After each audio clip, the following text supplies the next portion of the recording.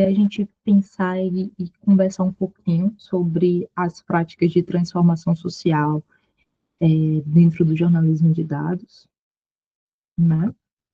E eu gosto sempre de começar falando quem sou eu, né? E quem sou eu? Tá lá na ementa, né? Hoje eu sou, na verdade, há quase 9 anos eu sou coordenadora de comunicação e disseminação científica do do SIDAX, né, que é o Centro de Integração de Dados, é Centro de Integração de Dados e Conhecimentos para a Saúde, né, então eu trabalho na instituição científica da Fiocruz, no laboratório da Fiocruz, né, sou pesquisadora do GEJOL, estou no período de doutorado e agora estou no período de doutorado sanduíche, né, na University College of London, aqui em Londres, né, então estou nos horários um pouquinho diferente de vocês. Essas são as primeiras linhas do meu currículo, né? Mas quando a gente fala quem é a gente é muito mais do que isso, né? Então eu gosto sempre de lembrar, né, de onde eu vim e quem eu sou, porque são coisas que direcionam o meu olhar, né?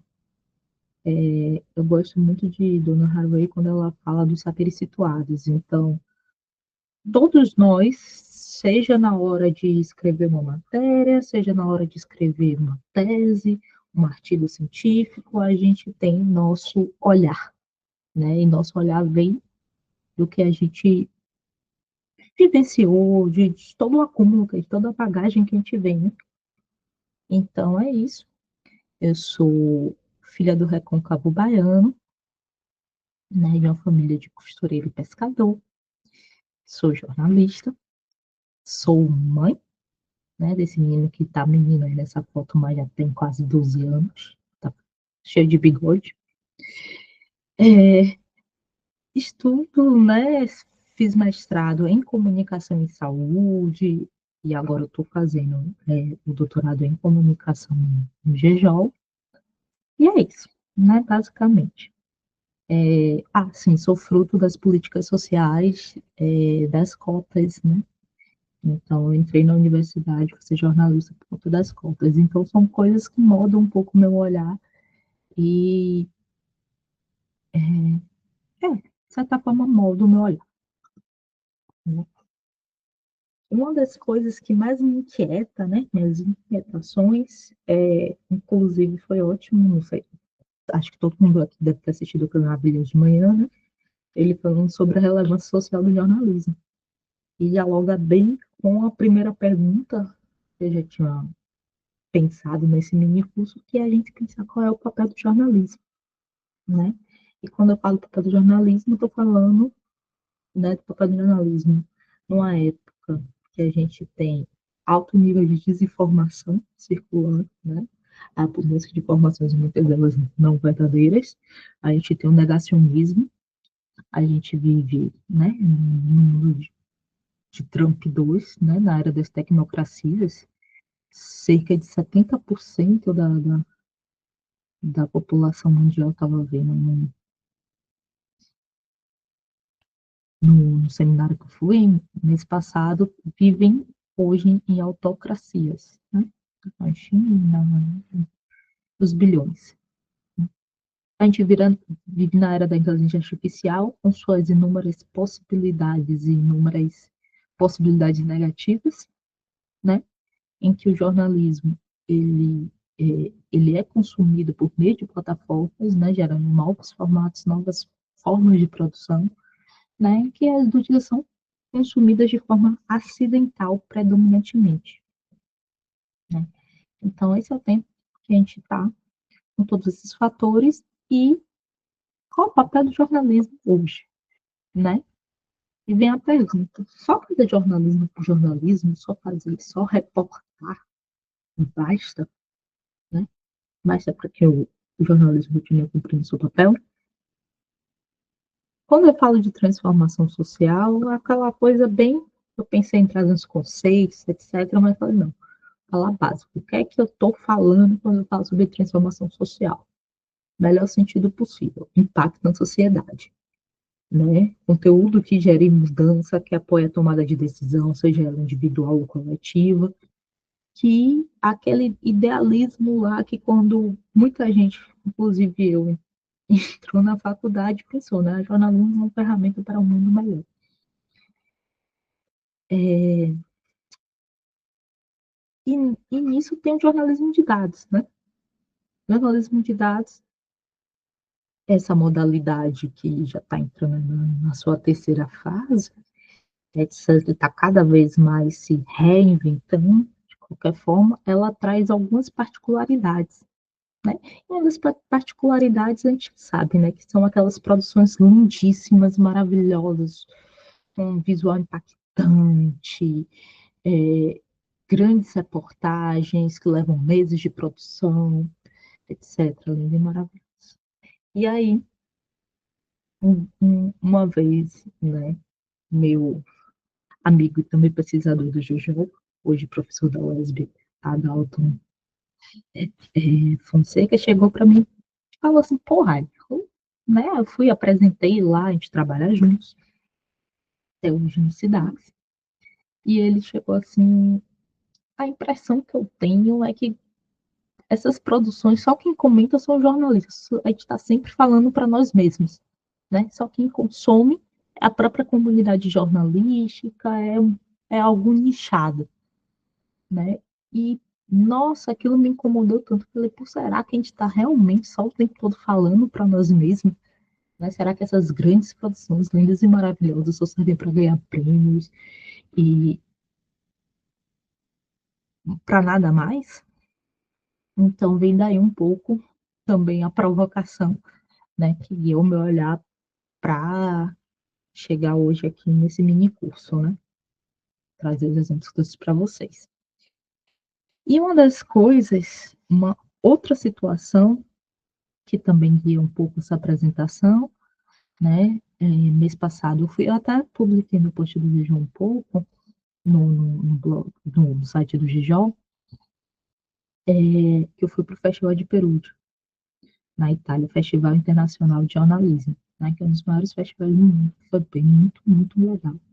E aí uma das coisas que me impactou, teve várias falas, várias pessoas refletindo sobre o papel do jornalismo, né, na sociedade atual, mas uma das coisas que me impactou, eu vou trazer um trechinho aqui para vocês, que é tempo, o que é que a gente precisa para continuar relevante, né? As novas audiências, elas querem mais do que reportagem, elas querem mais do que conteúdo, elas querem ação, né? Agora, que tipo de ação é essa, né? Qual é a ação que o jornalista pode fazer? É, é sempre bom pensar algumas possibilidades, né, que o jornalismo de dados traz. Jornalismo de dados é jornalismo, né? E quando a gente fala dessas produções especiais de meses, nada mais é do que jornalismo investigativo, né? Isso aqui com equipe maior e mais bem apresentado e com outras formas de fazer. Então, as investigações que os dados eram o que o jornalista conseguia coletar ali manualmente, hoje você tem ferramentas, hoje você tem dados públicos, inúmeras formas de você coletar essas informações para poder conduzir as investigações, mas continua sendo um jornalismo investigativo, um dos braços, né, do jornalismo de dados, porque ele também pode ser, né, um repositório de dados, de informação, pode ser uma ferramenta, um bot. Você tem hoje também outros formatos e outras possibilidades, né, de trazer essa informação dentro do jornalismo de dados. Uma coisa também que eu fico pensando, que eu estava pensando olhando nas práticas, ele tem muito caráter, né? Tem produções que têm muito caráter de explicativo mesmo, né? Contextualizado. Então, traz uma contextualização mais profunda, né? Explica conceitos mais complexos e, particularmente, né, nas práticas que eu estou olhando, no conjunto que eu estou olhando, mais sobre clima e saúde, etc., eu acho que servem muito para acumulação de conhecimento mesmo social, né? Principalmente quando a gente vai falar de mudanças climáticas, para que serve esse conteúdo? Né? Esse conteúdo serve também para que as pessoas fiquem cada vez mais informadas mesmo, né, cientes mesmo, né, da proporção das coisas, né? Então, serve para acumulação de conhecimento social. E as possibilidades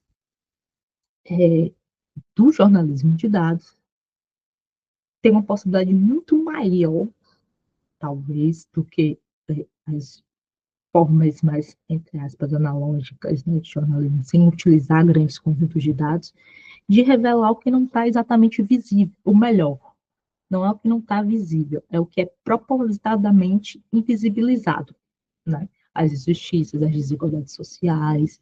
Quando você chega e traz o particular, o que é muito importante para a gente gerar conexão, né? A história de Raíza pode gerar conexão com você, mas eu sou só. Isso é importante para a conexão em jornalismo, você trazer histórias individuais, mas quando você traz também que essa história individual ela está dentro de um outro conjunto de outras dezenas, centenas, milhares de histórias individuais, você tem até um pouquinho mais de dificuldade de negar a realidade de injustiças e de desigualdades, né?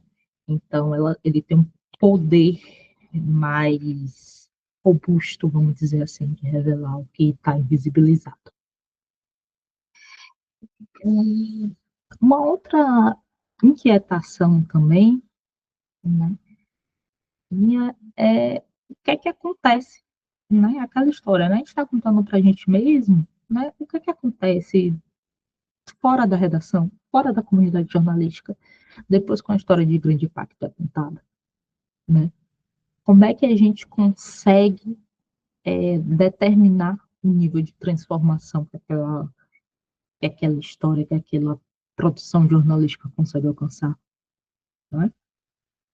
Muitas vezes uma produção jornalística é só o primeiro rascunho da história, né? Como a gente diz muito,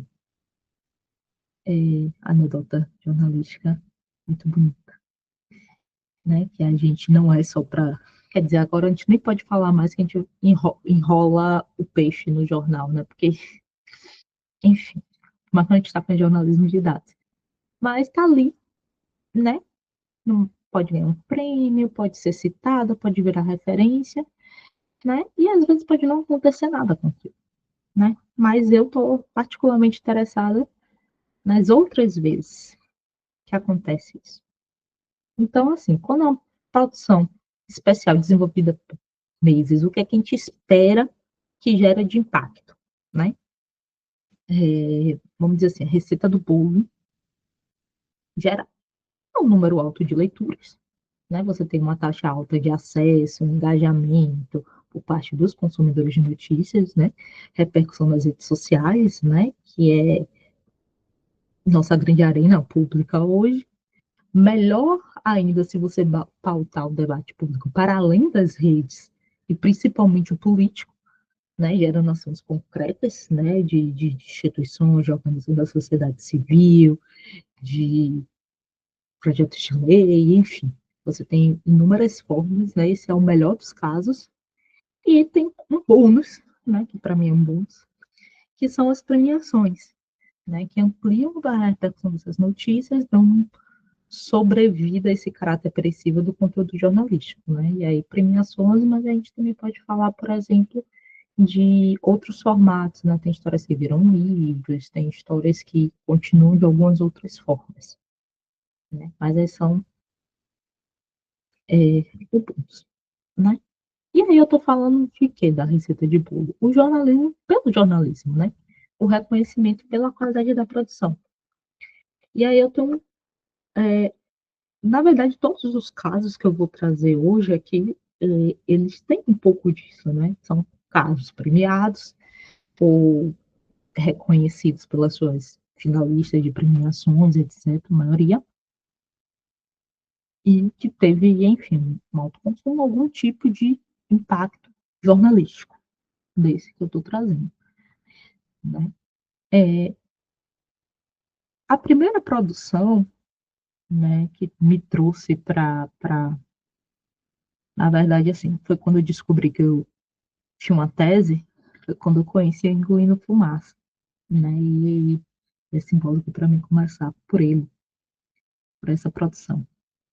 O que é o Engolindo Fumaça? O Engolindo Fumaça é uma produção especial, né, tocada pela Infamazônia, um conjunto de 5 reportagens falando sobre a sinergia entre as queimadas e o coronavírus, né? Qual é a interação? As pessoas que vivem em áreas que estão sendo queimadas, lembra? Teve dia do fogo, etc., né? Que estão sofrendo pelas queimadas, elas têm um número maior de agravamentos. Então, para poder responder essa pergunta, né? O IFAMazônia, ele já faz uma cobertura ambiental forte e já fazia muitas matérias sobre as queimadas, e aí com a Covid, né, quis entender como era a relação entre essas duas coisas, mas era algo que não existia dado, não existia investigação. Então, eles conseguiram um edital, juntaram uma equipe de 20 profissionais, jornalistas, geógrafos, estatísticos, né, com a consultoria de duas pesquisadoras, uma ligada à Universidade Federal do Acre e a outra ao Observatório Clima e Saúde da Fiocruz, criaram uma análise, passaram meses trabalhando juntos para poder pensar como montar essa estratégia, para poder analisar essa relação, né? E teve também a parte de jornalismo, duplo jornalismo, né? Então, a gente teve a equipe de. A gente, eles tiveram a equipe de 8 jornalistas mobilizadas por 5 estados da Amazônia Legal. Né? Então, no final, você tem reportagens visualizadas por mapas e gráficos que mostram a relação entre esses dois eventos aparentemente desconectados, né? Evidenciando como essas questões, né, eles conseguiram descobrir que, de fato, havia um agravamento, né? Criaram evidências novas, né? Trabalhando em conjunto entre pesquisadores e jornalistas, que é o centro do que eu estou pesquisando, da minha pesquisa atual de doutorado, e que eu vou falar um pouquinho melhor depois com vocês. Aí tem a repercussão, né, o boom, né, que as premiações, eles ganharam várias premiações nacionais e internacionais e viraram uma nota técnica para a orientação de política pública. Então, assim, melhor dos mundos, uma produção que você faz e você consegue ter uma repercussão, né, de engajamento. Ele também foi reproduzido em outros veículos, fizeram parceria com a Folha de São Paulo, né, para ser reproduzidos, então teve um impacto jornalístico grande. Né? Outras produções que a gente pode falar, que também tiveram um impacto interessante, né, do ponto de vista jornalístico, tem essa, que é a primeira reportagem de jornalismo de dados do Fantástico, né, que eles foram 5 meses de investigação dentro da PM. Então, imagine assim, a dificuldade, eles até falam um pouco sobre a dificuldade para esses dados de segurança pública, né, para conseguir, etc. E essa reportagem, ela gerou, aí eles trazem um pouquinho, né, que da importância simbólica da reportagem, de você desvendar o tabu, de você trazer essas pessoas, né, ao propositadamente visibilizado, que são os transtornos psiquiátricos de quem é pago para estar bem, para defender a sociedade, né, vamos colocar assim, mas também traz soluções, né? E o que é que aconteceu depois? Teve a solicitação desses dados, né, pela reportagem, para futuras investigações, né, por pesquisadores. Então, teve 3 instituições que solicitaram esses dados, na época que eles relataram esse impacto, e uma delas, que era o IPE, queria fazer estava justamente começando uma pesquisa sobre vitimização policial.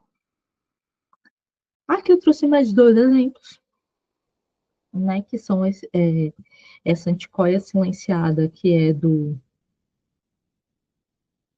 da Colômbia, né? E aí fala sobre os assassinatos por direitos humanos na Colômbia, e isso gerou investigações, etc. O mapeamento, eles fizeram um mapeamento mesmo, um mapa de riscos, quais eram as cidades que tinham mais risco, assim, não tinham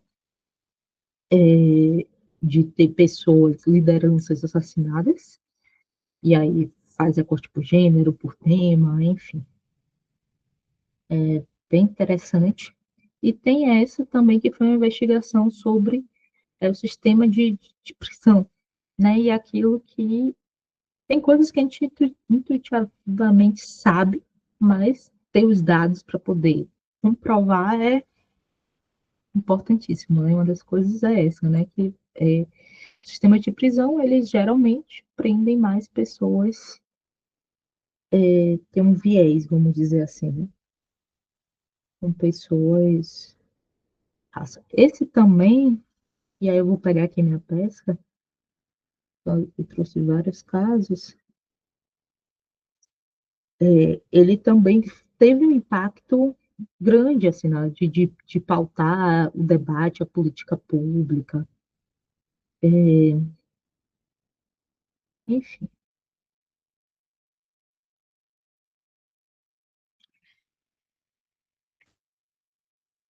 Então, em resumo, né?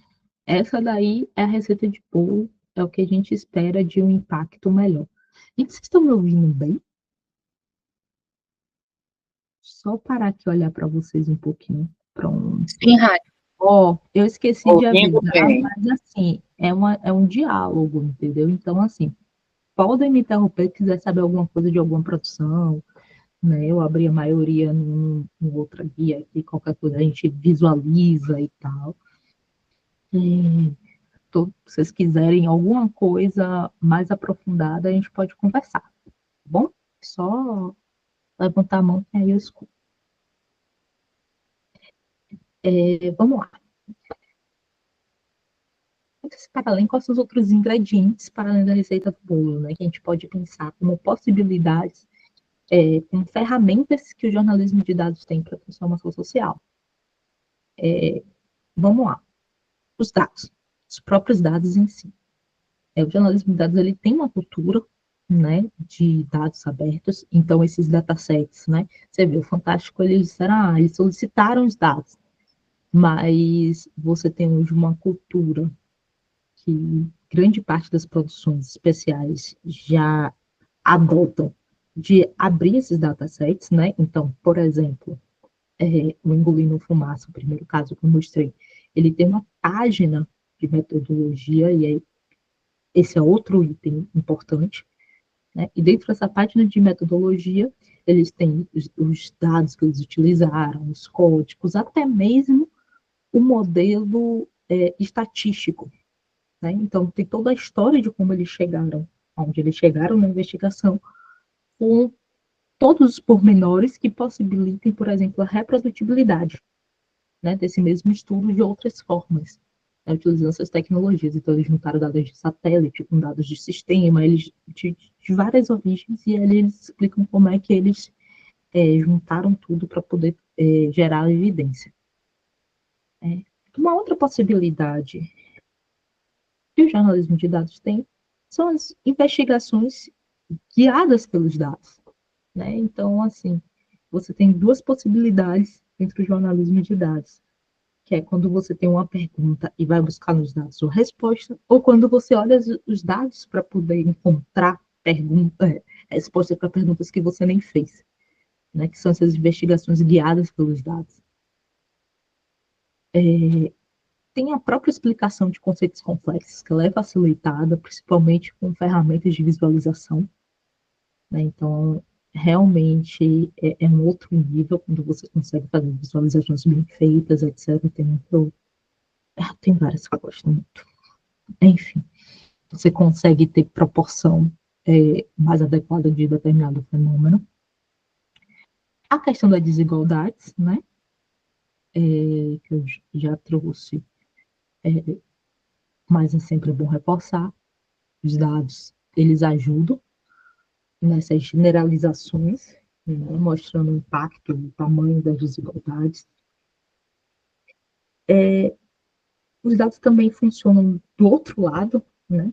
Não somente para poder guiar a investigação jornalística, mas também para poder guiar a própria pauta jornalística, a própria circulação jornalística. Então, hoje você tem possibilidade de pensar qual jornalismo de dados que você quer fazer, permitindo já esse direcionamento, né, entendendo com o seu público e qual é o impacto que você quer, para onde você quer direcionar, para onde você quer que aquela história circule. Tem a possibilidade também de você coletar os dados não existentes, a lacuna de dados. É notícia, mas mais do que notícias, ela é também uma oportunidade, né, de investigação, de coleta, enfim. Tem a questão dos novos formatos e modelos de negócio, né, vou trazer aqui um pouquinho para vocês entenderem um pouquinho do que eu estou falando, e tem a lógica de colaboração, né, que é meu objeto de investigação, e é o que eu vou me aprofundar um pouquinho mais daqui a pouco, que são as colaborações, né? Ele muda a lógica do jornalista que busca o furo a qualquer custo. Me lembra muito até um pouco da própria questão científica, né? Você tinha no século XIX, etc., a ideia dos grandes gênios individuais, grandes pensadores, Einstein, etc., que conseguiram descobrir fórmulas sozinhos. E hoje você tem uma ciência que é muito mais colaborativa, né, de grandes centros colaborando com outros, grandes grupos de pesquisa, colaboração intelectual coletiva, do que necessariamente pesquisadores individuais. Então, o jornalismo de dados, ele bebe muito, né, do jeito de se fazer ciência, para fazer também jornalismo de dados, e uma das lógicas que eles adotam é essa da colaboração. Então, muito difícil você conseguir fazer jornalismo de dados sozinho. Você precisa de um design, você precisa de um programador, você precisa... Enfim, uma boa produção, ela é feita por muitas cabeças, muitas pessoas, né, colaborando juntas. E essa colaboração, ele é dentro da equipe, mas pode e deve ser fora da equipe também. Então, você tem muitos casos de colaborações entre redações, né, às vezes de países diferentes, né, teve o grande marco, né, dessa fase do jornalismo, que foi o Panama Papers, que foram centenas de jornalistas de países diferentes, de veículos diferentes. Você tem a possibilidade de colaboração entre instituições, né, com especialistas, com comunidades, enfim. São várias as formas de você utilizar a colaboração ao favor da produção jornalística, a favor do conteúdo.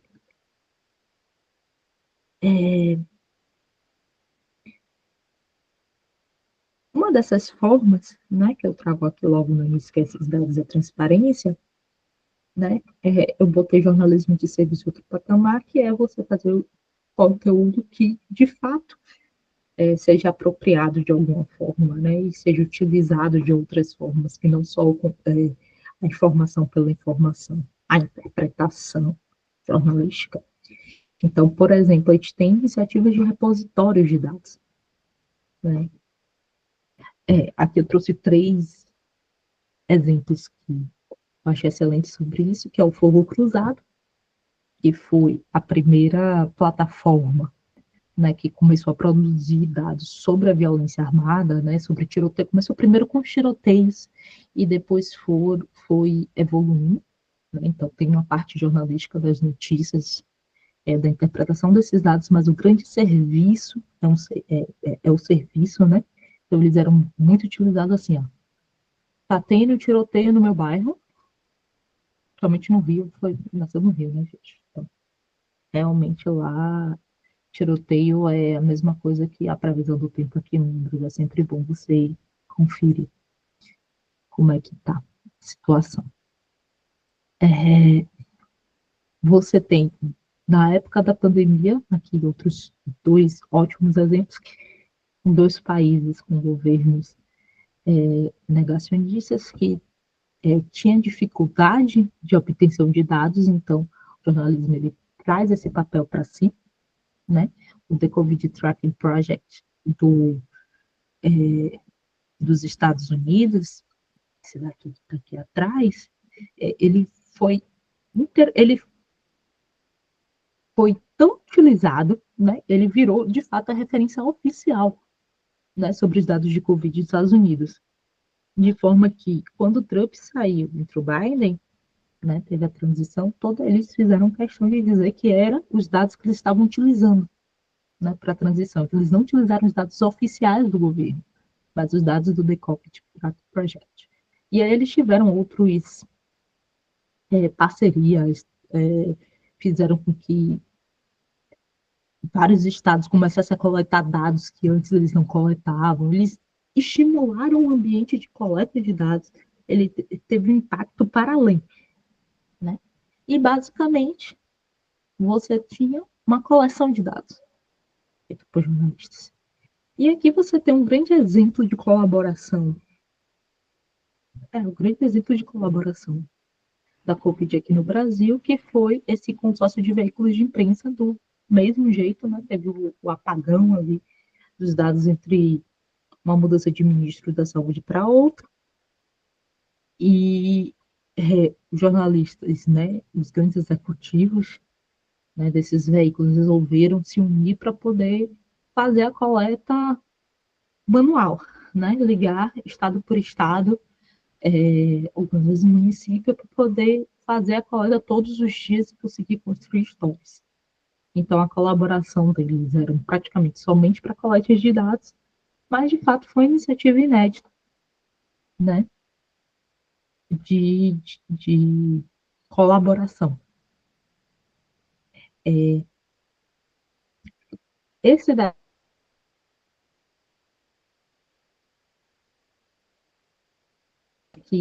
é história, essa história é o seguinte, né? A prefeita de... Do microfone. Cortou na hora que você começou a explicar. Tu pode só... Pronto. Voltando. Essa história é o seguinte, né? A prefeita lá de Washington, Estados Unidos, resolveu fazer, renomear alguns edifícios da cidade, porque tinham homenagens a congressistas racistas. E aí chegou uma repórter e falou, pô, massa, e tal, mas quem são esses congressistas racistas? E ela descobriu, olhando no Google, pesquisa básica, né, primeiro passo jornalístico hoje em dia, que não tinha nada sobre esse tema, não tinha nenhuma lista de quem foi congressista nos Estados Unidos e também escravocrata. Então ela resolveu criar uma lista. E aí ela foi, né, para os arquivos públicos, foi criar essa base de dados que não existia. E foi bem interessante porque ela conseguiu, por exemplo, descobrir que um desses congressistas, na página do Wikipedia dele, dizia que ele tinha um ativismo anti-escravista, mas na verdade ele também teve escravos, né? Então é aquela coisa de você fazer um movimento de recontar a história. E outro movimento que ela fez foi, beleza, tá aqui a história, e pediu para as pessoas colaborarem. E as pessoas começaram a trazer outras histórias que não estavam nos arquivos oficiais, né? Documentos, a história de uma avó escravizada, a carta de um tataravô no campo de batalha da Guerra Civil e por aí vai. Né? Então, ela conseguiu fazer essa reconstrução da história sobre a relação dos congressistas com os democratas a partir dessa provocação e com o auxílio das pessoas também, né? No final das contas. E aqui é uma outra forma, né? Eu estranhei muito, muito, muito quando eu comecei a estudar jornalismo de dados, quando eu comecei o doutorado, que quando eu fui olhar assim as premiações e tal, apareceu essa iniciativa do Web Summit. Eu falei, gente, mas como assim isso aqui é jornalismo de dados se não tem uma linha de conteúdo, né? Porque eu não sei se você está todo mundo familiarizado, né? Mas foi uma ferramenta que ficou bem popular na época da pandemia, que era o seguinte, você usava sua localização, botava seu endereço, e eles começavam a fazer uma contagem atual, né, do número de mortos por Covid naquele momento, e dizia, né, se todos eles estivessem ao redor de onde você mora, até onde você teria vizinhos mortos, né? Então, é uma ferramenta de visualização e traz uma informação, né? Ela traz conhecimento de um conceito, não digo nem que é complexo, mas um conceito que ele é difícil de você concretizar.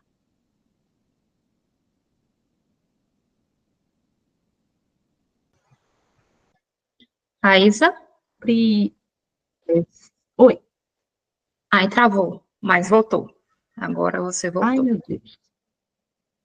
Beleza. Parei aonde? Ouvi até onde?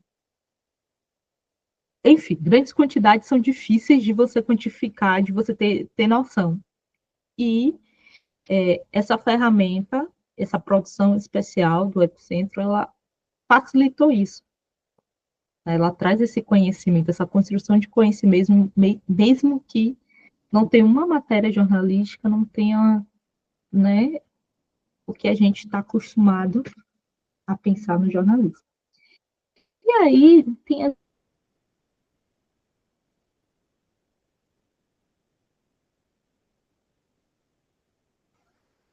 Raíssa? antes da notícia, antes de construir ou durante, Raíssa? mas... Oi, Você de pode novo, como voltar para o Indo Além? Você começou a falar sobre Indo daqui, Além e travou. pronto. Ai, meu Deus, a internet está assim. Então, vamos lá. Existem outras...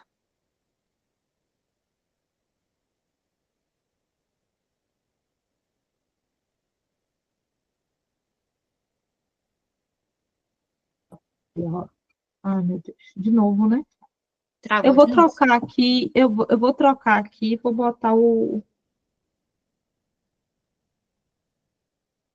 a internet do celular para ver se funciona, se melhora. Peraí.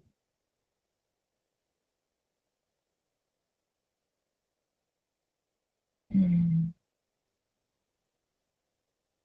2 segundos. Enquanto isso, se vocês quiserem falar alguma coisa, trazer alguma coisa, pode interromper, viu, gente? Não sejam tímidos, não.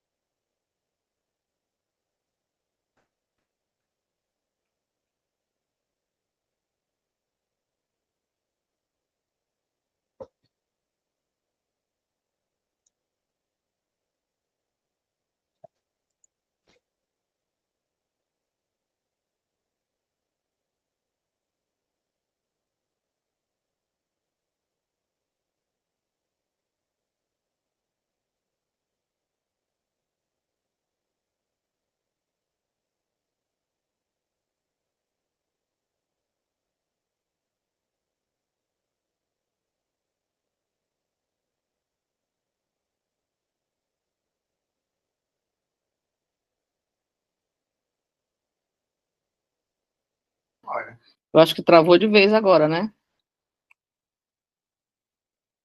Acho que ela está tentando trocar a Acho que ela tá internet. trocando. Pronto, gente. Troquei aqui.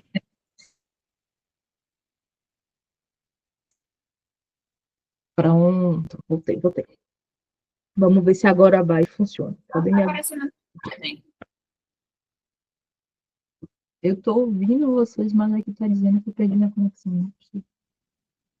A gente está te vendo, Rai, te escutando, estamos vendo Pronto. Isso sua apresentação. se chama aquele negócio de, né? Não funciona bem todos os dias. Hoje Você resolveu está não vendo o que funcionar. aí? Você está vendo a Mas gente? é isso Não. mesmo. Então, gente, aqui eu queria trazer outros exemplos para vocês, que é... Peraí. Agora eu estou vendo vocês. Estou vendo? Estão me ouvindo? Sim, Aqui ainda está aparecendo para mim o compartilhamento. Para vocês também? sim. Pronto. Então, essa próxima fase, ó, esses próximos exemplos, eu queria falar de um outro tipo de pensamento até, né? De outro tipo de lógica, porque quando eu estava lá na faculdade, alguns anos atrás, né? Quando a gente pensava em jornalismo, a gente pensava na produção jornalística, né? Você repórter. A gente não pensava muito além, né? Qual é o seu público, né? Principalmente em redações generalistas, era o público geral, a sociedade em geral. Né? Hoje em dia a gente já tem possibilidade de entender qual é o público de forma muito mais precisa, né? Muito mais assertiva.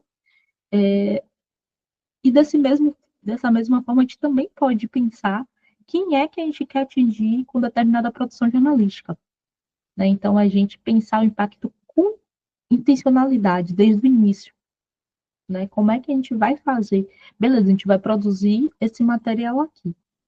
Mas quem que precisa que esse material chegue? Quem é que precisa ler isso? Quem é que precisa consumir isso? Quem é que precisa saber do que a gente construiu aqui? Então, isso já é feito, esse tipo de comunicação estratégica por algumas redações. Aqui eu trago o caso desse especial que fala sobre mudanças climáticas no Uruguai. Então, eles fizeram um especial, a cidade, né? Submergida. A cidade, enfim, né? Mostrando quais eram as áreas que iam ser inundadas, né? De acordo com a elevação do nível do mar. Então, fizeram simulações, etc., trabalharam com especialistas para isso, só que eles foram além disso. Eles fizeram a produção e levaram essa produção a quem deveria saber disso. Né? Então, eles fizeram sessões, né, com congressistas, com políticos, etc. Eles foram apresentar esse material. Né? Então, não foi só a circulação pela circulação, teve uma circulação intencional, vamos dizer assim, uma apresentação do resultado dessa produção. Né? Isso acontece também nessa outra reportagem aqui, essa produção aqui, ela é um pouquinho ainda mais, que eu vou pegar minha pesca para poder pegar todos os impactos dela, mas ela é ainda mais intencional, porque aí o que é que eles fizeram, né? Diante das ondas de calor, né? Isso foi quando teve as ondas de calor em 2022, 2022. Quando começou-se a ter ondas de calor, inclusive no Brasil. Então, eles fizeram essa matéria com os motoboys, né? Então, eles pegaram sensores, né, com a ajuda de especialistas, botaram esses sensores em 5 motoboys e começaram a ver como é que o corpo deles reagiu de acordo com a temperatura. Né? Então, assim, além dos dados, né, muito fortes sobre o que acontece no corpo de uma pessoa, etc., eles também fizeram todo o mapa ocupacional. Né? E o que é que isso gerou? Eles apresentaram isso não só para essas pessoas, que eles coletaram os dados dos sensores, etc., né? Mas também foram para formuladores de políticas públicas e conseguiram, assim, repensar, por exemplo, ter postos de parada para essas pessoas, né? Para quem tivesse delivery, estar ali com um lugar coberto por algum tempo, para poder parar, para poder respirar, etc. Né? A questão da água. Né? Então, assim, acabou gerando questões concretas, de mudanças concretas, porque houve essa intencionalidade desde o início. Né? O que é que a gente vai, né? O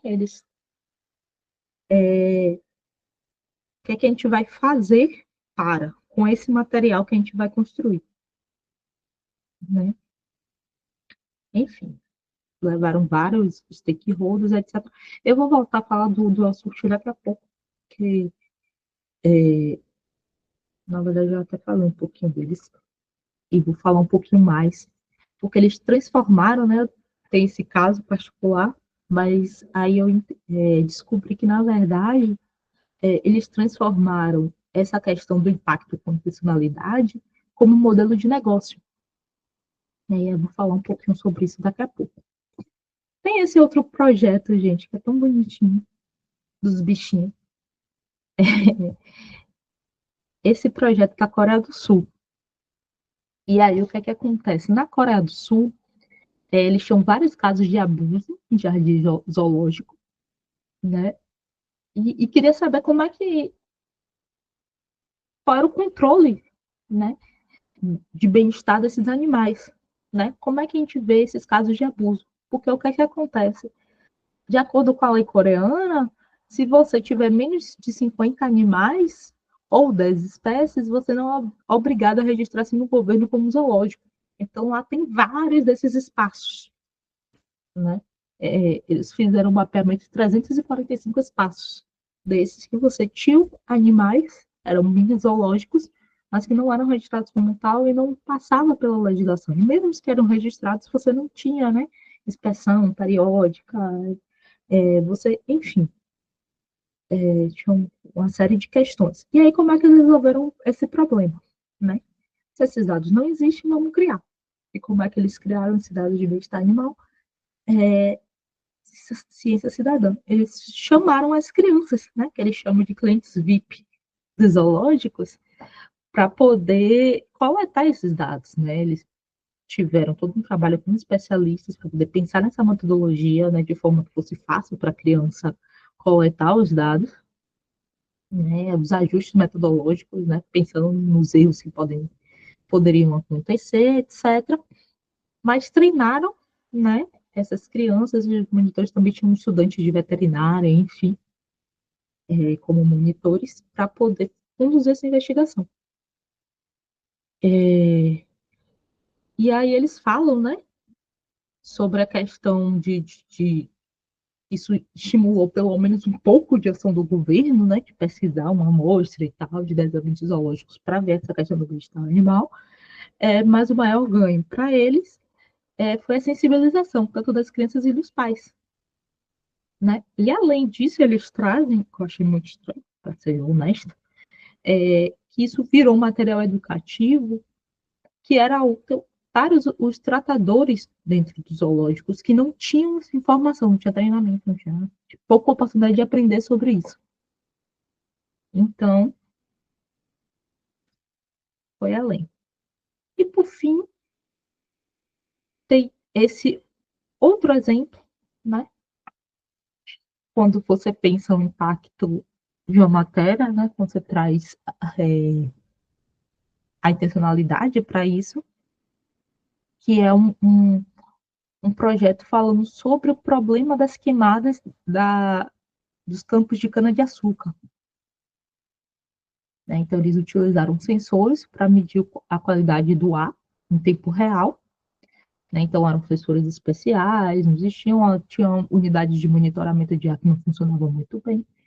Eles fizeram parceria com pesquisadores para isso. E dizem que só foi possível porque tiveram um profundo nível de envolvimento com a comunidade. Né? Então, você teve entrevistas ao longo de 1 ano e meio com as pessoas que viviam nos canaviais, né? Teve investigação de registro público e também teve esse próprio monitoramento de ar, né? Esses sensores nas residências das pessoas. E aí eles conseguiram constatar o quanto era nocivo essas práticas e aí o pessoal disse, mas não tem como fazer diferente. E aí eles viajaram, né? Fizeram a suíte, depois foram para São Paulo mostrar que a gente estava mais avançado nisso do que os Estados Unidos. Que a gente poderia, e que a gente tinha práticas que não exigiam queimadas para poder fazer a plantação a coleta de cana-de-açúcar. Enfim, teve bastante impacto. E aí vem a questão do modelo de negócio. Então, tá tudo bem? Vocês estão bem? Eu tô só falando, bombardeando de exemplo. Eu vou falar de prática, então eu peguei por causa de exemplo. Guardando as perguntas para depois. Exemplo de...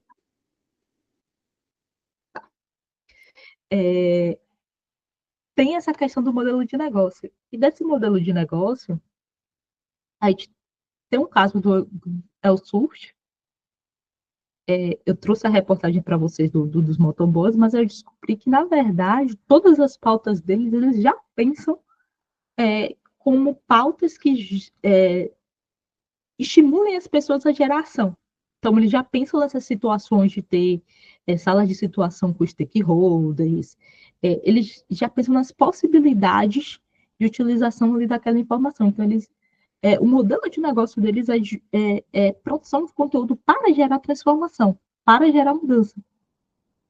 E aí eu tenho um vídeo aqui deles, eu não sei se eu passo. São uns 4 minutos, é bom que pelo menos a pessoa ficou, né, Lindinho? Vou passar aqui bem rapidinho. Deixa eu ver aqui.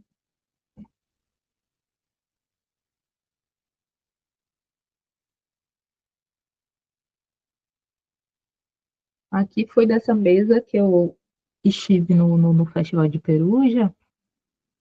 Eu já,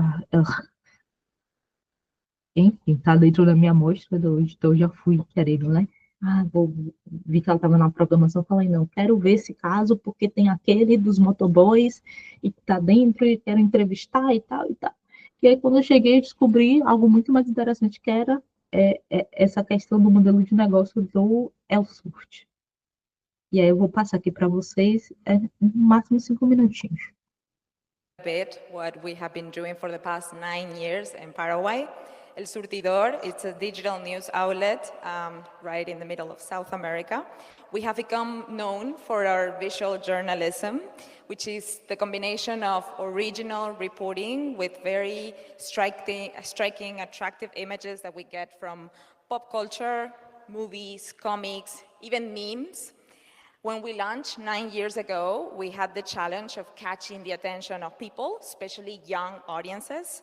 And our answer to that challenge was to produce visual journalism that can spread like memes spread, basically. Journalism that's easy to read, easy to understand, and easy to share, where we communicate social media and messenger apps. Since then, we have grown an audience, and we have managed to catch their attention towards issues such as the climate crisis, gender inequality, disinformation, human rights abuses, and topics like that. But over the years, the gatekeeping of big tech has become much more difficult to deal with. Disinformation has only become worse. And our audience gave us signs of news exhaustion and a desire to do more. So we began to reassess how we measure the value of our work, and we started to question this attention-driven approach, because it started to become clear to us that it's only partially true that people need accurate information to mobilize in the right direction. If that idea is true, then disinformation shouldn't be a problem. Also, we have data that shows how people, especially new audiences, are looking for more. They're looking for connection, they're looking for belonging, they're looking for meaning when they're trying to satisfy their information needs. So with these questions, we revise our mission and we turn our attention as a newsroom towards impact. And impact for us means change. Today, we think of ourselves as a newsroom that enables connections around information that can drive change. We recognize that we play a role in change making, and our goal is to help people take action on behalf of themselves for change.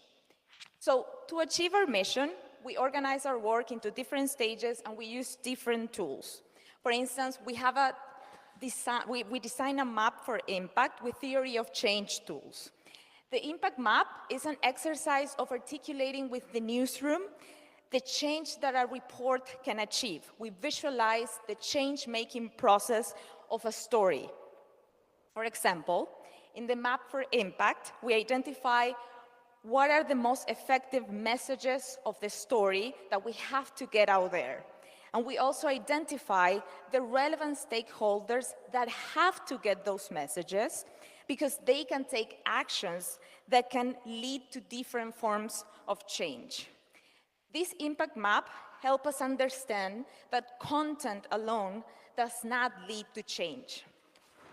And planning for... Pronto, gente, só um trechinho mesmo, né, que é bem interessante esse exemplo. Nessa mesma mesa também teve outro exemplo que é o da Lighthouse. A Lighthouse, ela é essa associação que, na verdade, é em parceria, ela faz uma espécie de consultoria, trabalha junto, pensa o impacto das matérias junto com as redações. Então, ela trabalha com mais de 150 veículos de comunicação. E aqui tem algumas das histórias, né, como vocês podem ver, com várias coisas. E eles também pensam nessa metodologia voltada ao impacto de uma forma, assim, muito... Tem uma tabela super complexa, né? De uma forma, assim, muito detalhada mesmo, né? Eles fazem... esse é o modelo de negócio, é criar, junto com os parceiros, com os veículos, uma metodologia de impacto, de fato. E só para vocês verem aqui o assert que eu botei ali. Aqui,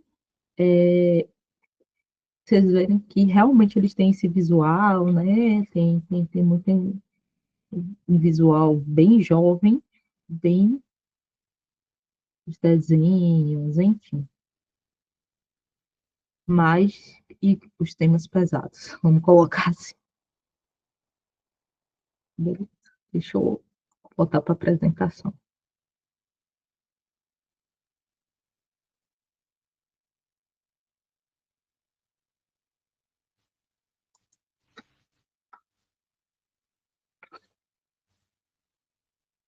E tem esse exemplo, que para mim é o exemplo mais radical de todos.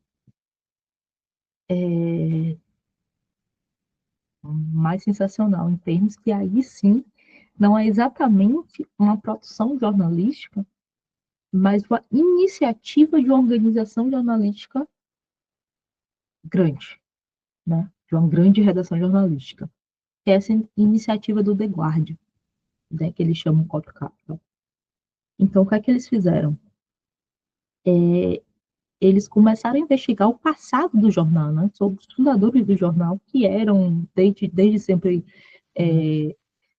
liberais, etc., mas e as relações deles com a escravidão. E aí descobriram, né, contrataram um historiador para isso, enfim, começou com uma investigação científica, né? E aí o que aconteceu? Eles conseguiram descobrir esses links e começaram a fazer investigações jornalísticas a partir disso. E aí geraram vários produtos jornalísticos. Então, eu tenho até aqui uma revista, né, sobre isso, com várias materinhas falando sobre, eles criaram uma newsletter, que é muito interessante. Você assina a newsletter hoje e você vai recebendo toda semana, como se tivesse lançada hoje a newsletter, né? Você tem vídeos, documentários, enfim, toda iniciativa jornalística. Mas, para além disso, eles começaram a fazer iniciativas de reparação institucional. Então, isso virou muito mais do que uma investigação jornalística e uma investigação científica, né? E um pedido de desculpa de reparação pelo passado escravocrata do jornal, virou uma iniciativa de 10 anos, né? Toda uma década, um projeto de 10 anos de reparação institucional. Então, eles começaram a contratar jornalistas negros da diáspora, né? Então, no Brasil, você tem... Ai, meu Deus, esqueci o nome dele. Que criou o projeto Quirino, Thiago alguma coisa. Que passou a ser jornalista da Guardia, mas você tem aí de várias outras partes, né? De vários outros países. Você tem uma iniciativa para formar novos jornalistas e tem iniciativas de reparação mesmo para essas pessoas. Então, tem iniciativa de reparação para além do jornalismo, né? Do próprio modelo de negócio de jornal. Então, assim, é um negócio, de fato, aí é mais do que jornalismo e uma instituição jornalística grande, rica, poderosa. Isso é iniciativa de transformação, várias iniciativas de transformação social, né? Projeto de transformação social. A contabilidade. E beleza. E quando a gente vai falar de colaboração e a questão científica, né? Todos que eu trouxe aqui no tema, eles perpassam um pouco isso, né? Todas as práticas, né? Essa relação com os cientistas. E aí eu queria trazer para vocês do que é que eu estou falando, né? Quando a gente pensa as possibilidades, né? Eu comecei a analisar essas produções especiais em busca dessas colaborações entre jornalistas de dados e pesquisadores das mais diferentes áreas. E aí eu consegui compreender que existiam 5 tipos de envolvimento, vamos dizer assim, né? Desse envolvimento, do envolvimento entre a comunidade jornalística e a científica. Você tem o envolvimento tradicional, que é o que a gente está acostumado, que é esse aqui, né? Como fonte. Então, você tem uma matéria, você entrevista o cientista para ser fonte da matéria. E você tem essas outras formas aqui. Essa daqui, por exemplo, foi bem interessante perceber esse movimento contrário. Várias produções, elas mencionam, né, do mesmo jeito lá que eu trouxe a matéria do Fantástico, e o primeiro caso também, Mergulho Fumaça, etc., são várias pessoas que mencionam dos pesquisadores coletando, pedindo, solicitando esses dados para fazer suas pesquisas, né? Então, uma investigação jornalística que depois vira pauta para a ciência, que vira uma investigação científica, né? Também descobri que tem pesquisadores que resolveram fazer produções de jornalismo de dados, né? E essas produções, inclusive, foram finalistas, né, do curso de Mortes, que é particularmente o banco de dados que eu estou olhando, esse que tem produção do mundo inteiro. E você tem essas duas categorias aqui, que são basicamente as categorias que eu estou focada na minha pesquisa de investigação, que são as categorias de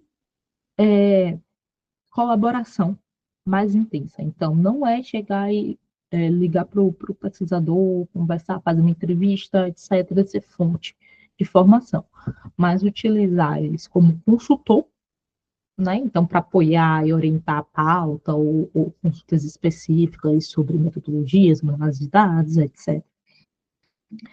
Ou, de fato, como autor da investigação, junto com os jornalistas, né? Como foi o caso, por exemplo, do Engolindo Fumaça. Então, para fazer, né, como falei para vocês, para fazer aquela investigação, você teve o apoio de 2 pesquisadoras que tinham reuniões semanais com jornalistas, com a equipe de jornalistas, por mais de 6 meses, para poder desenvolver a metodologia em conjunto, né? Então, é uma colaboração mais intensa. Essa que eu tenho chamado de coprodução. Então, essa aqui é a forma tradicional, quando a gente pensa no jornalismo de dados com caráter científico, que é você pegar o dado que é científico e traduzir, adequar ele, né, na roupagem jornalística. Você tem essa ideia da questão científica enquanto validação para investigação. Então, por exemplo, essa matéria aqui do New York Times, ela é sensacional.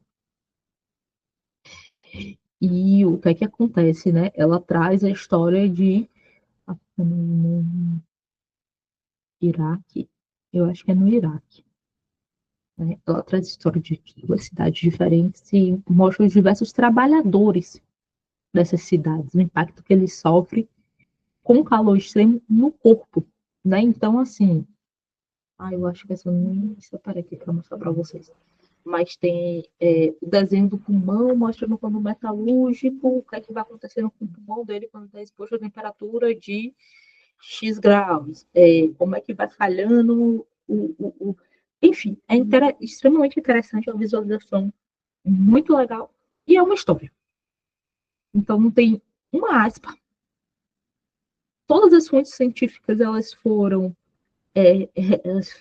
né, a gente só sabe, eles contam, né, que eles trabalharam durante meses com esses pesquisadores, mas inclusive não está nem na minha mostra, porque eles não nomeiam esses pesquisadores, para projetar o protocolo de relatórios e medições, mas isso não está na própria história, né, na própria produção. E você tem um caso de investigação que ela é conduzida, né, de forma inédita, análise inédita, que ela é conduzida com o auxílio da ciência de todas as formas. Então, esse The Badlands, ele é uma série de reportagens sobre o perigo de uma próxima epidemia vindo dos morcegos, né? E assim, um trabalho assim é incrível também, essa série é incrível, muito, muito boa. E para fazer isso, eles avisaram centenas de artigos acadêmicos e entrevistaram mais de 100 cientistas. Então, eles têm uma lista, assim, eles nomeiam todo mundo. Que é essa lista aqui, com todos os pesquisadores, com um link, né, para os currículos, para as páginas deles, e informação, a titulação, né, e tem toda a página também da metodologia, de como é que eles foram que criaram a metodologia que identificaram, né, eles fizeram um modelo de predição de onde é que poderia ter surto pandêmico. E dentro do modelo de predição deles, eles conseguiram, de fato, predizer os outros surtos que tiveram depois foram locais que eles já tinham mencionado na reportagem deles, né, que poderiam acontecer, né? Desmatamento, enfim, que a série dos impactos ambientais eles trazem isso. É muito, muito, muito interessante.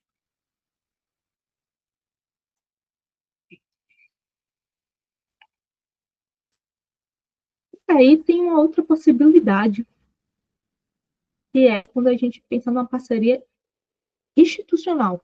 Não necessariamente a consultoria de um jornalista específico, ou de vários jornalistas, ou a produção com alguém, mas quando é que a gente pode pensar numa aproximação entre a instituição científica e as instituições jornalísticas. Então, você tem esse caso aqui, que fala sobre os centenas de mísseis que tem no território americano, né? Geralmente no território indígena, enfim, nos territórios mais vulnerabilizados, que estão guardados lá, né? Com perspectiva de ampliação. E para fazer isso, você teve o envolvimento do Programa de Ciência e Segurança Global de Princeton, do Programa Nuclear de Princeton, a Escola de Jornalismo da Universidade de Colômbia e a Scientific American. Então, você tem todos esses atores que se juntaram para poder fazer isso. E você tem um dataset, você tem um filme, você tem um podcast, né? E você tem uma produção especial, também texto, multimídia, etc., mostrando. Além disso, eles apresentaram essas descobertas, né? Os achados dessa investigação na universidade, a organização internacional, né? Até as Nações Unidas, para os congressistas dos Estados Unidos, e até não está, mas até virou dentro desses programas, né, uma referência obrigatória, né, dentro do currículo desses programas. Então, assim, uma parceria, um projeto de parceria de fato, né, que vai além de uma produção, mas de uma investigação que envolve diversos atores, quando vários deles se envolvem a nível institucional. E aí tem a coprodução, né, que é esse envolvimento mais potente, vamos dizer assim. Além do engole no fumaça, no Brasil a gente tem um outro ótimo exemplo, que é o Aquazônia, né, que foi um índice foi desenvolvido pela Ambiental Media, e aí o que é que eles fizeram? O tempo todo a gente está falando sobre quando a gente fala de Amazônia, tipo isso aqui, na floresta, né? Nas árvores, na biodiversidade, no desmatamento. Mas, assim, só recentemente que a gente começou a ver, por exemplo, os efeitos da seca nos rios, né? O efeito da poluição nos rios. Então, eles criaram isso para analisar a qualidade das águas da Amazônia. Né? Então, virou esse projeto, o Aquazônia, que foi essa criação de um ensino inédito mesmo, que analisa, né, um grande mapa, e agora eles estão expandindo para algum outro país. Continua na Amazônia, né, mas expandindo para outros países. Quando a gente fala de coprodução, né, a gente está falando o quê? De cientista que vira jornalista? Até tem umas pessoas em si, mas não é disso que eu estou falando, né? Eu estou falando de um trabalho em conjunto mesmo entre esses dois profissionais, entre esses dois agentes, e esse trabalho em conjunto, ele dificilmente vai ser na escrita, né? Que aí é o trabalho do jornalista. Mas pode ser na orientação, né? Da pauta, pode ser na coleta de dados, ou orientações para coleta, né? Quando os dados não existem, né? Qual a melhor forma de coletar, etc. Pode ser no próprio compartilhamento de dados, esses dados podem estar com os pesquisadores, né? Então, eles compartilham dados, estudos, fontes documentais com os jornalistas. Pode ser a criação conjunta de novos modelos, como a gente vê esse índice, por exemplo, né, do Aquazônia. Ou projeção de experimentos exclusivos, eles façam juntos. Pode ser na própria metodologia, né, como foi o caso do Engolindo Fumaça, aprimorar metodologias, modelagem, simulação, etc. Pode ser somente para validar a análise e interpretações. Isso aqui está ok, essa interpretação desse dado está ok, como é que a gente está aqui? E a produção mesmo de análises inéditas dessas investigações em conjunto. Tem um outro caso aqui, né, para ilustrar, que é esse aqui. Essa daqui foi uma produção da Bloomberg, que mostra o tamanho da poluição gerada pelas indústrias chinesas. Né? E, assim, é um negócio assim, gigantesco. Né? Então, eles criaram a metodologia em conjunto com pesquisadores do Centro de Pesquisa em Energia em Ar Limpo, né, para poder fazer esses cálculos. Né? E aí levaram para poder pautar, inclusive nessa época estava COP26. Na época da COP26, eles levaram para pautar na COP, enfim. Né? Mas foram os dados coletados em planilhas do Google para colaborar com os pesquisadores, etc. Né? Eles avisaram, os próprios pesquisadores avisaram artigos acadêmicos, relatórios de indústria, enfim. Então, cada um teve o seu papel e juntos colaboraram para poder criar essa análise inédita das companhias chinesas. E é isso, gente. Foram esses casos que eu trouxe para a gente pensar e discutir e refletir hoje. Né? Tem mais, se quiser, a gente pode explorar. Né? Tem muita coisa. Inclusive, esses estão aqui abertos, muito deles, se vocês quiserem ver. E aí eu trouxe algumas perguntas, algumas questões para a gente poder discutir um pouquinho. Faz sentido para vocês? Né? O jornalismo de dados, ele tem esse potencial mesmo de gerar, né, transformações sociais, ele tem mais potencial do que os outros tipos de jornalismo? E qual foi o caso que vocês mais gostaram? O que é que vocês acharam mais interessante? Por quê? E além de todos esses casos, vocês conseguem imaginar outras possibilidades de impacto do jornalismo, de produção jornalística, além do que a gente conversou aqui? O que é que faltou para vocês? Então, vou deixar aqui essas reflexões e vou pedir para vocês falarem agora.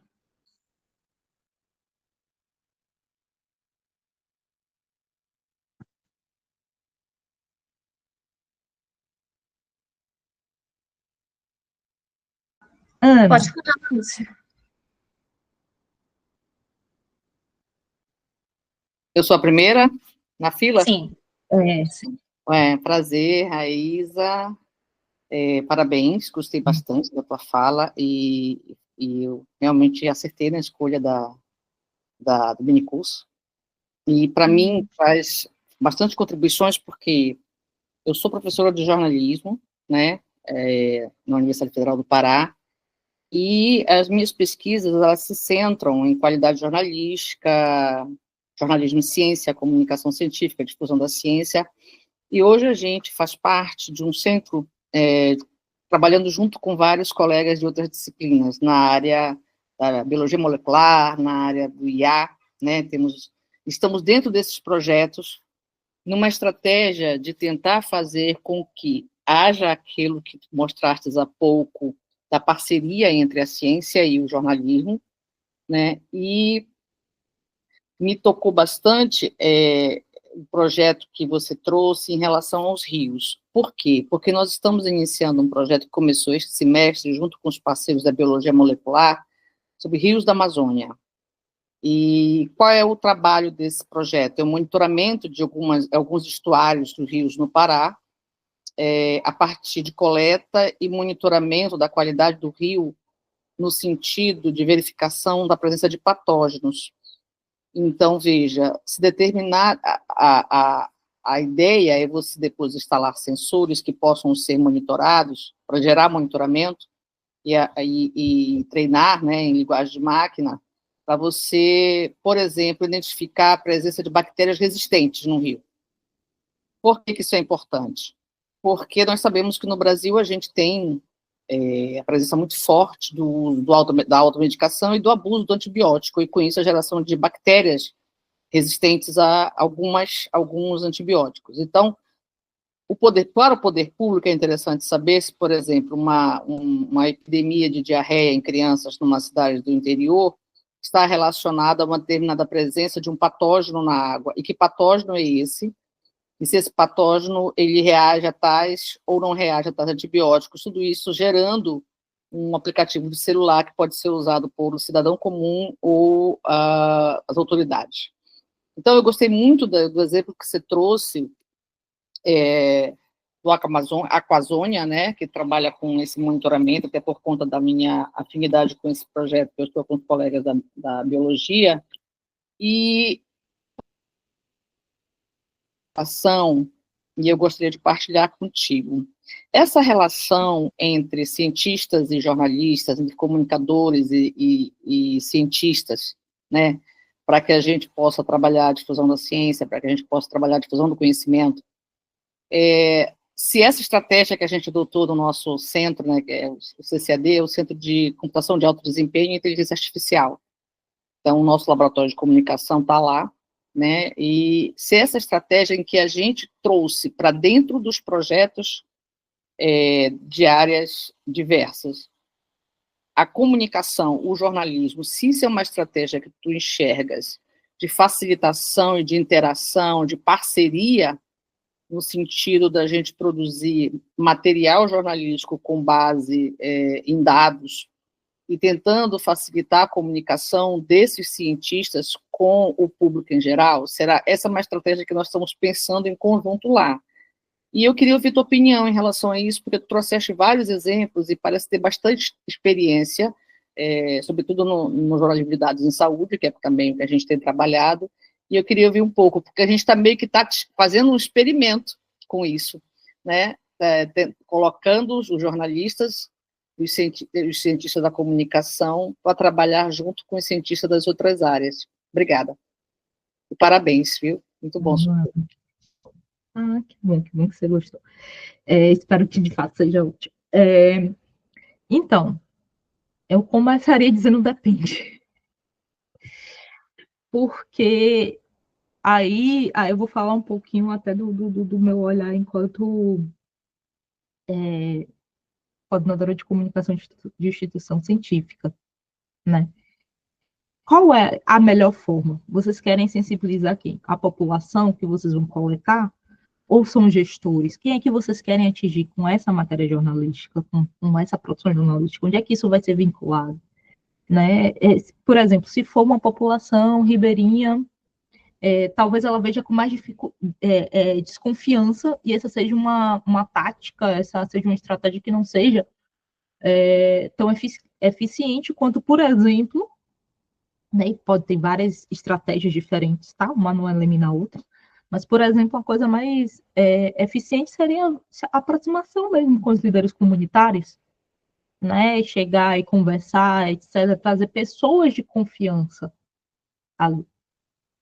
E não necessariamente hoje o jornalismo ocupa esse lugar, né, para determinadas populações. Agora, se você vai falar com gestores, para eles isso estar no jornal é importante, né? Tem essa validação social, tem essa pressão também.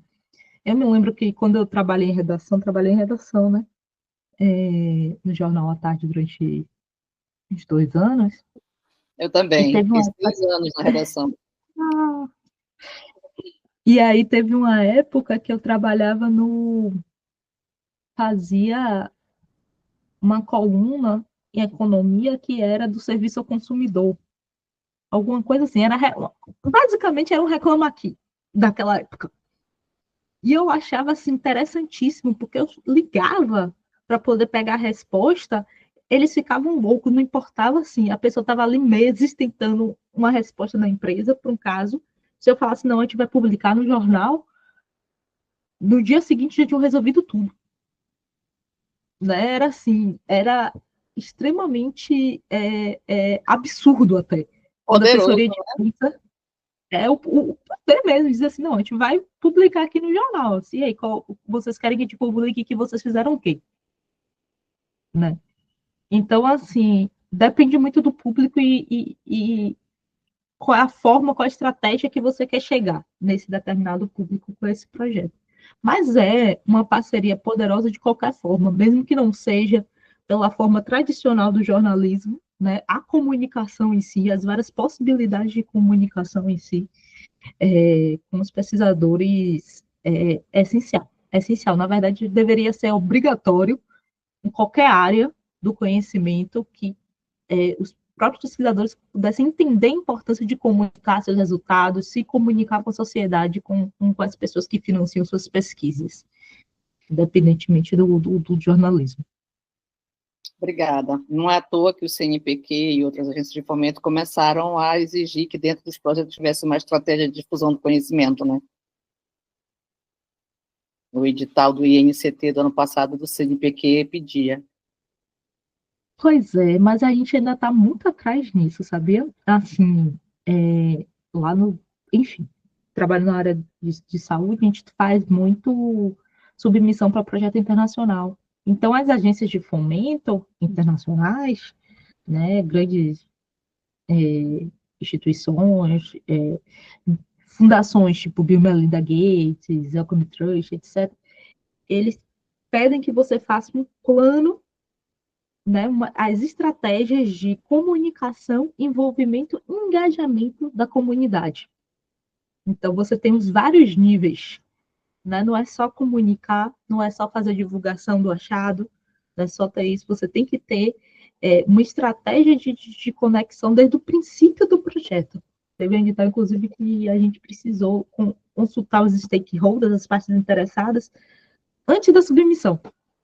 Então, assim, é uma tendência e espero que continue sendo, né, cada vez mais. Stephanie. Boa tarde, gente.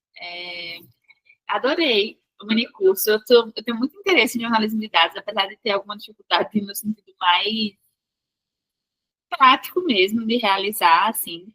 E aí, a minha pergunta era muito nesse sentido. Eu cheguei um pouquinho atrasada, então não sei se você chegou a falar sobre isso.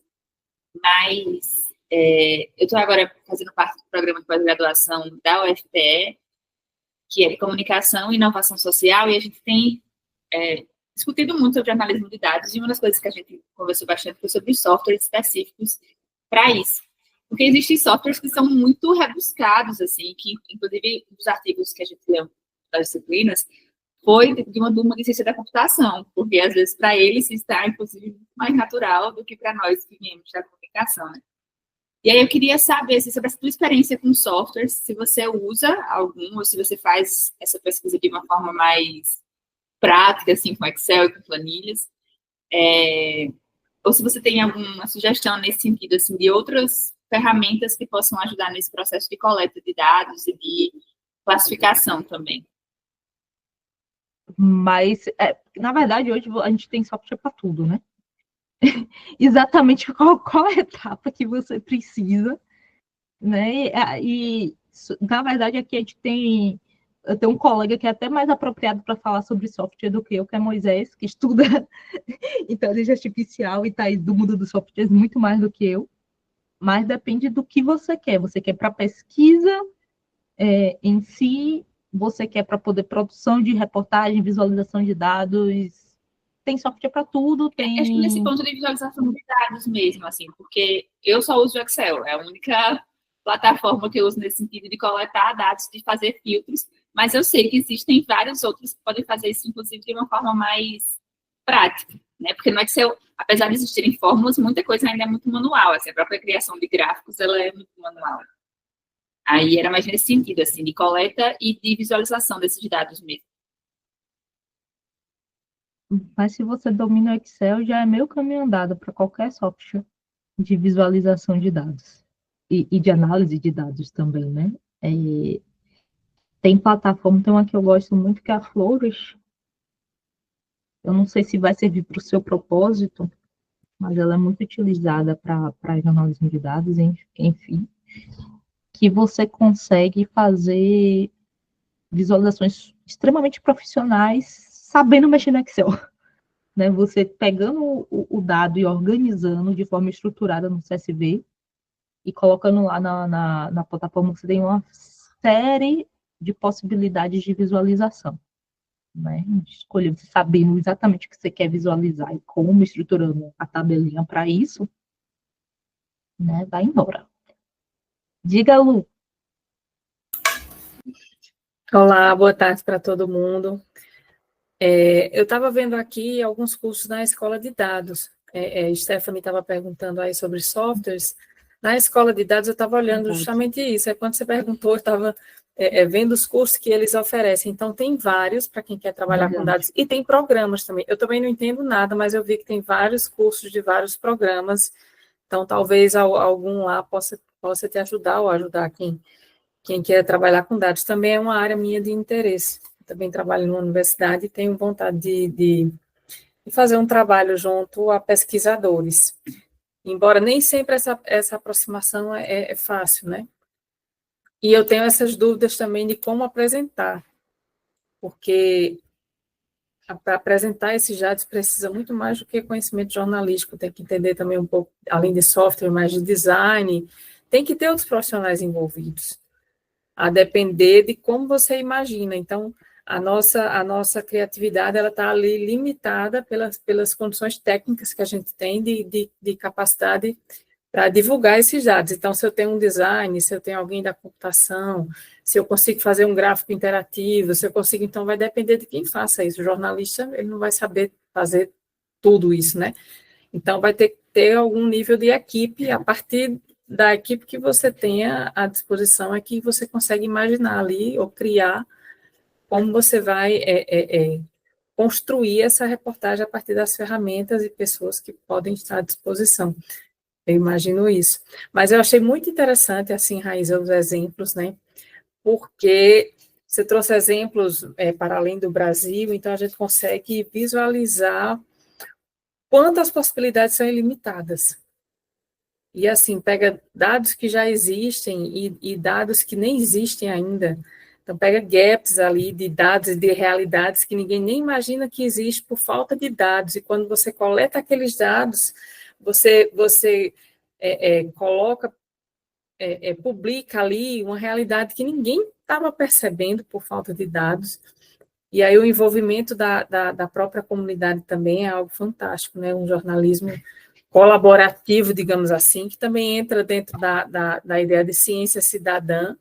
Então, você trabalhar junto com cientistas, trabalhar junto com a comunidade, isso é algo fantástico. E em termos de transformações sociais, como você falou aí, na primeira pergunta aqui para a gente debater um pouco, isso vai muito além do conteúdo jornalístico em si, um trabalho em equipe. Então, você aprende, a comunidade aprende, o cientista aprende, isso a nível de produção dessa reportagem. Então, todo mundo ali trabalhando em conjunto aprende. E depois que você publica aquele material construído em conjunto, então esse impacto é imensurável, né? Mas eu não diria que teria um potencial maior ou menor que outros tipos de jornalismo, porque jornalismo investigativo, independente se envolve uma grande quantidade de dados ou não, tem um potencial enorme de transformação social. Então, vai depender, mas o jornalismo de dados, eu diria assim, que tem possibilidades inimagináveis e ainda não criadas, né? Porque a depender de cada situação, você pode estar. Quando você fala em dados que nem existem mais, mas aí cabe um olhar muito apurado do jornalista para enxergar essas situações e enxergar como resolver. Muito bom, Raíssa, parabéns, viu? Obrigada. Só complementando aqui, que eu botei no chat, que eu me lembrei. Eu tenho uma lista em algum lugar. Na verdade, assim, é extremamente importantíssimo essa parte colaborativa do jornalismo de dados. Porque tem muito essa lógica da ajuda. Então, tem comunidade, você chega, você pergunta, tem o núcleo jornalismo, eu acho que eles têm um Discord, é porque eu não estou atualmente trabalhando exatamente com isso, mas as possibilidades são infinitas. Vocês podem dizer, quero uma ferramenta para tal coisa, estou usando tal coisa, e teve esse problema, então as pessoas ajudam, as pessoas respondem, você tem tutorial na escola de dados, tem esses tutoriais, e tem os eventos, né? Tem um congresso de jornalismo de dados, ele acontece anualmente em São Paulo, né? Já tive a oportunidade de algumas edições, eles têm muita oficina, muita coisa prática mesmo, e eles disponibilizam muitos desses vídeos no canal deles do YouTube depois, então dá para assistir, dá para poder acessar esse conhecimento que já foi ali gerado, né? YouTube é uma ferramenta fantástica. E tem outros congressos também, eu esqueci o nome, tem uma a nível internacional, para quem domina inglês, que tem vários tutoriais. E tem também um curso autodirigido de jornalismo de dados do Night Center, só para dar algumas opçõezinhas aí, para quem quer aprofundar na prática mesmo do jornalismo de dados. Mariela.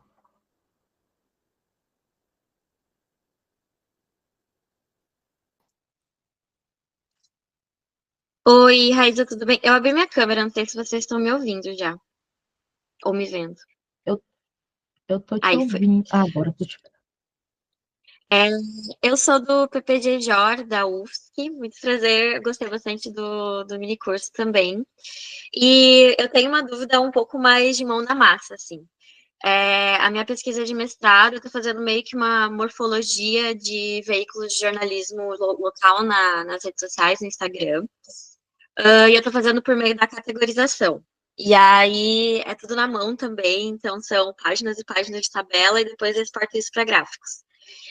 Eu queria saber de ti, se você tem uma boa dica, para quando a gente precisa fazer amostras ou quando a gente está testando ainda essa metodologia, assim, sabe? Fazendo um teste metodológico da coleta de dados, porque conforme quanto mais dados você vai pegando, mais coisa vai aparecendo, né? E daí tem uma hora que não dá para colocar tudo. Então, queria que você me falasse um pouco dessa experiência de como lidar, ou às vezes como é que você escolhe o que deixa fora, ou se você, sei lá, abraça tudo. Então, dicas são muito bem-vindas. Queria saber nessa parte da experiência aí. Nossa, é uma pergunta de 1 milhão aí, viu?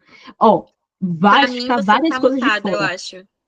Eu não tô conseguindo te ouvir. Será que é só comigo? Estão me Eu estou ouvindo? ouvindo, Estão me ouvindo? Raíssa. Eu tô ouvindo. Caiu, eu acho.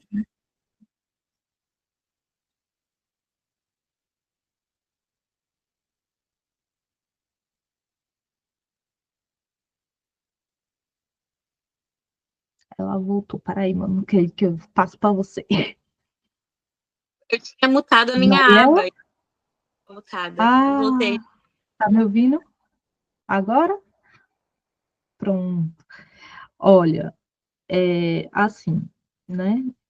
O que eu aprendi, inclusive, né, com pessoas como Lucielen, que está aqui, que já terminou o doutorado e tal, a gente no GJ tem muito essa prática de compartilhar mesmo, né, nossos projetos, nossas inquietações, então passa por tem uma orientação coletiva em determinado momento. Então, a primeira coisa é, tire da sua cabeça que você vai conseguir dar conta de tudo. Não vai. Você não vai conseguir analisar tudo, você vai ter recorte por recorte por recorte por recorte. Né? Eu trouxe para vocês aí, acho que do que eu trouxe para vocês vai ser só uns 2 que eu vou analisar dentro da minha tese.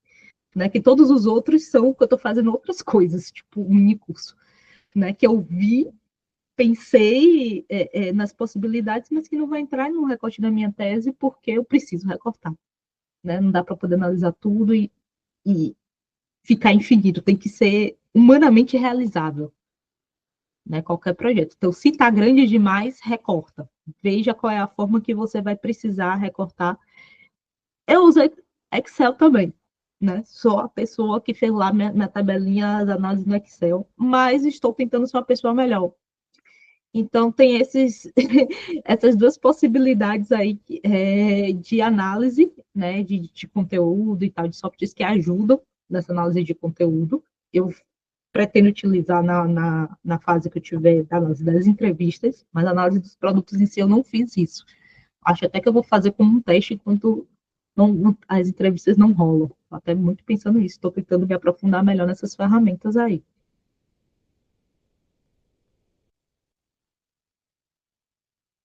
Pode falar. Vou fazer uma pergunta subsequente agora, já que você falou, me veio outra na mente. Aí a questão, assim, do uso das ferramentas também, né? Porque às vezes a gente não consegue fazer na mão e a gente tem que apelar para ferramentas que conseguem ir lá no código daquela plataforma, no código daquele site, enfim, e daí analisar e trazer os dados para a gente. Muitas vezes são pagas, outras não. Como é que, tipo assim, a confiabilidade dessas plataformas para a gente apresentar numa pesquisa, sabe?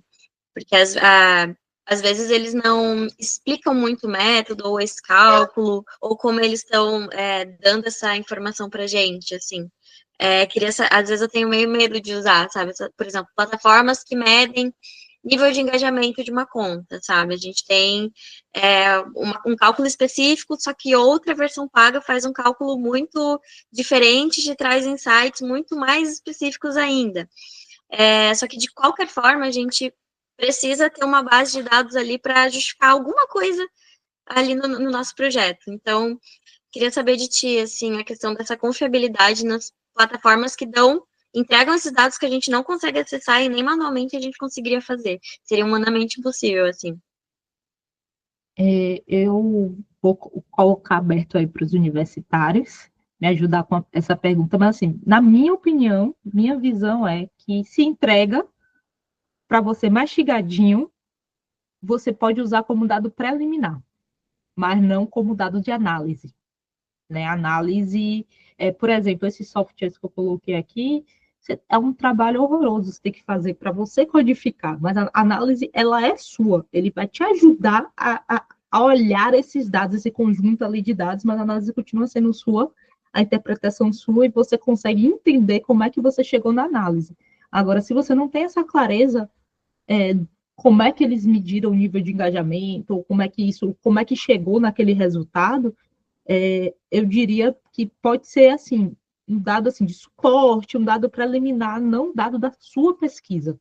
Né? Não pode ser tão essencial assim, se o dado for mastigadinho, na minha visão. Não sei se mais alguém quer acrescentar alguma coisa para a Mariela. Lu? Trabalhar com dado é realmente complicado. E tem dados que, de fato, a gente não entende como se chegou àquele número. E para colocar em pesquisa científica é complicado quando você não entende zero de como se chegou ao número. Não é que você tem que entender a conta exatamente que foi feita, é que nem toda conta a gente vai entender. Por exemplo, a minha tese, eu tive que contratar estatístico, porque aí eram os tipos de análise que eu precisava, né? Não é todo mundo que precisa, vai depender do tipo de análise que você vai fazer. Mas todo método que ele usou, foi uma aula ele me explicando, porque na tese eu explicava qual era o método e o que é que significava aquele número. Aquele número, ele comparou isso com isso com isso, e no final eu posso dizer isso. Então, se você entende zero do que o que é engajamento para aquele determinado software, o que é que ele chama de engajamento? Se você não tiver claro, eu não usaria esse dado, porque eu não sei em que contexto eu vou colocar no meu trabalho científico. Se for usar, pode colocar de uma forma comparativa, digamos. Software tal falou que site tal tem tanto de engajamento, enquanto site tal tem tanto de engajamento. Aí você faz uma comparação, coloca ali, é o software tal que fez esse cálculo. Mas aí eu concordo com a Raíza, não como o dado final de pesquisa, mas coloca ali para enriquecer e tal, dizendo de onde você tirou o número, a data, bem certinho os dados. Eu faria dessa forma, mas realmente é algo bem complicado, mas em trabalho científico mais aprofundado tem que estar tudo bem explicadinho. Inclusive, você pode ser perguntada na hora da defesa, né? Manu, Não era uma pergunta, era outra coisa, mas podem continuar. bom, a gente tem ainda oficialmente 7 minutos. Mais alguém quer perguntar, quer acrescentar, quer ajudar o coleguinha com as perguntas anteriores?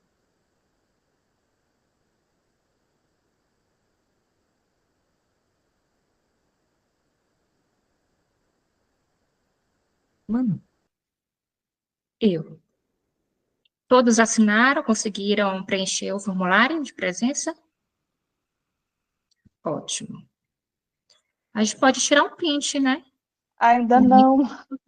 Eu vou assinar aqui. Arrumem, vão lá. 1 minuto para todo mundo arrumar o cabelo, botar um negócio assim, mais favorável, um ângulo mais favorável.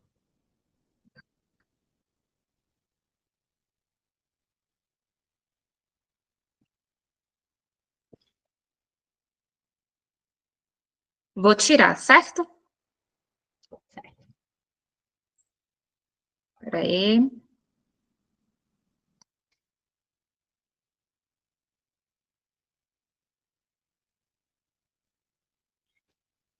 Tirei uma aqui, mas eu vou tirar outra para a segurança. Só um instante.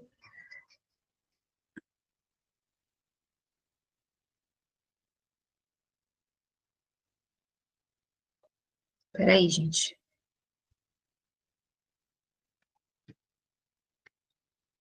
Vou tirar.